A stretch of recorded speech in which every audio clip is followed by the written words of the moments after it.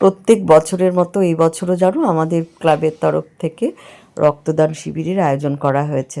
আর রক্তদান যেদিনই হবে সেই দিন সকালবেলা ছোট ছোট বাচ্চাদের অঙ্কন প্রতিযোগিতা হয়। এটা আমি দেখে এসেছি যখন আমি ক্লাবে ছিলাম না যুক্ত তখনও।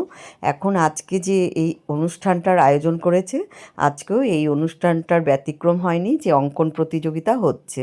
তো তাই এসে পড়েছি, দেখো আমি ক্লাব প্রাঙ্গণে। আমরা মেয়েরা যারা যারা এই অনুষ্ঠানে যোগদান করার কথা প্রত্যেকে এসে গেছি। আমরা একটু ভলেন্টিয়ারের মতোই কাজ করব বলে তাড়াতাড়ি একটু চলে এসেছি। এখানে দেখো যে দিদিভাই কথা বলছেন উনি হলেন আমাদের এই এরিয়ার পৌরমাতা। উনি আমাদের স্টেজে উঠে কিছু একটু এই বাচ্চাদের অঙ্কন ব্যাপারে বা রক্তদানের জন্য কিছু একটু বক্তৃতা দিচ্ছেন। খুবই ভালো ভালো কথা বলছেন, আমি তোমাদের শোনাতে পারছি না, কিন্তু খুব সুন্দরভাবে সব কিছু সুন্দরভাবে বক্তব্য রাখছেন উনি। আমার ভীষণ ভালো লাগে ওনাকে। উনি আমাদের প্রত্যেকটা অনুষ্ঠানে আসেন এবং আমরা ওনাকে আমন্ত্রণ জানাই আমাদের ক্লাবের তরফ থেকে।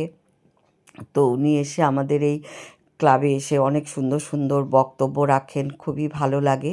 তো দেখো, আর বাচ্চাদের আঁকা এত ভালো লাগছে, প্রত্যেকে মন দিয়ে আঁকছে।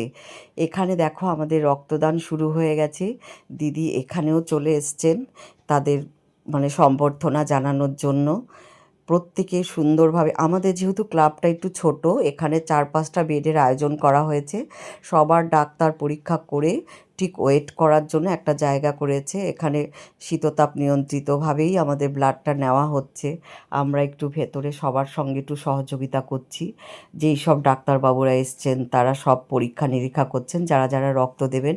এখানে সবাই কেউ কেউ ওয়েট করছেন। আর এই যে আমাদের তরফ থেকে অনেকেই রক্ত দিতে ইচ্ছা, কিন্তু সবাই ভয় পাচ্ছে। আমি কোনো দিনই রক্ত দিইনি, তাই ভাবছি একবার ওয়েট করছি, একবার এই করছি। তো এখানে কফিরও ব্যবস্থা ছিল, আমি 1 কাপ গরম গরম কফি খেয়ে নিয়েছি। আর এই যে আমাদেরই গ্রুপের একজন মেয়ে কৃষ্ণা, হয়তো আমার অনেক ভিডিওতে তোমরা দেখবে। তো ওকে অনেক কিছু বলার পর ও দেখি রক্ত দিতে খুব ইচ্ছা হলো, ভয়ও পাচ্ছে।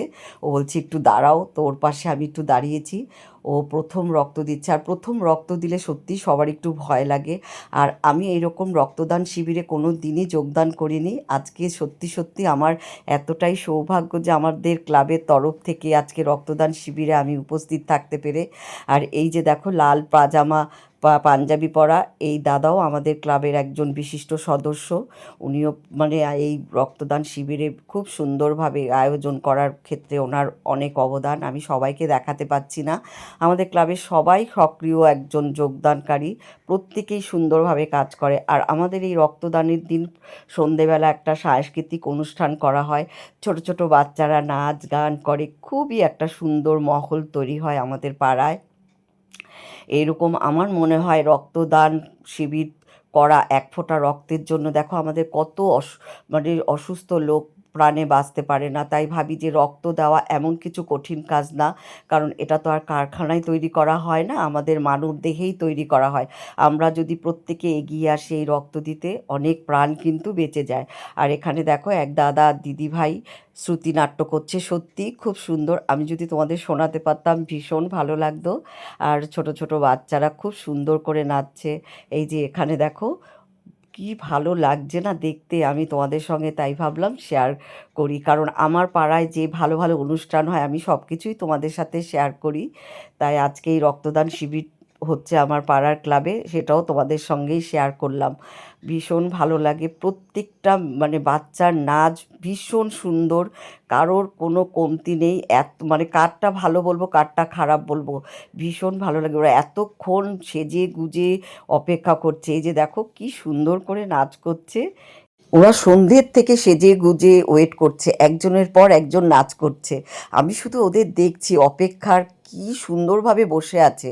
আর এই যে দেখো দিদিকেও নিয়ে এসেছি, দিদি আসতে চায়নি। আমি যে পাড়ার মধ্যে এত সুন্দর একটা অনুষ্ঠান, আমি এসছি, তুমি আসবে না? দিদিকে বলেছি তাড়াতাড়ি সেজে গুজে রেডি হও, দিদিকে নিয়েও চলে এসেছি। আমার তো ভীষণ ভালো লাগে। আর আমাদের পাড়ার প্রত্যেক দিদি বৌদি মায়েরা কাকিমারা সবাই চলে এসছে। তোমরা সবাই ভালো থেকো, সুস্থ থেকো, সাবধানে।